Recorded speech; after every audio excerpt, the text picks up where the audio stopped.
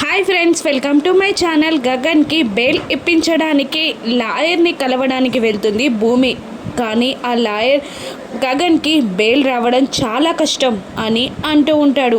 అప్పుడు భూమి రెండు చేతులెత్తి దండం పెడుతూ, ప్లీజ్ లాయర్ గారు, ఎలాగైనా మీరే గగన్ గారికి బెయిల్ వచ్చేలా చేయాలి అని వేడుకుంటూ ఉంటుంది. అప్పుడు లాయర్, అలాగే ట్రై చేస్తాను, కానీ సెక్యూరిటీ డిపాజిట్ చాలా పెద్ద అమౌంట్ కట్టాల్సి వస్తుంది అని అనగానే, పర్లేదు ఎంతైనా నేను చూసుకుంటాను అని అంటూ ఉంటుంది ఆ భూమి. ఇక డబ్బుల కోసం శరత్ చంద్ర ఇంటికి వెళ్ళి శరత్ చంద్ర రూమ్లో ఉన్న బీరువాని ఓపెన్ చేసి ఒక పేపర్లో క్యాష్ కట్టలని పెట్టి తీసుకెళ్ళబోతుండగా అపూర్వ అక్కడికి వచ్చి, చివరికి నీ ఇంట్లో నువ్వు దొంగతనానికి కూడా దిగజారావా అని ఎగతాళిగా మాట్లాడుతుండగా, నా ఇంట్లో దొంగతనం చేయాల్సిన అవసరం నాకేంటి పిన్ని అని అంటూ అపూర్వ మాట కూడా పట్టించుకోకుండా డబ్బులు తీసుకెళ్ళబోతూ ఉండగా మీరా వచ్చి భూమికి అడ్డం పడుతుంది. నువ్వు ఆ గగన్కి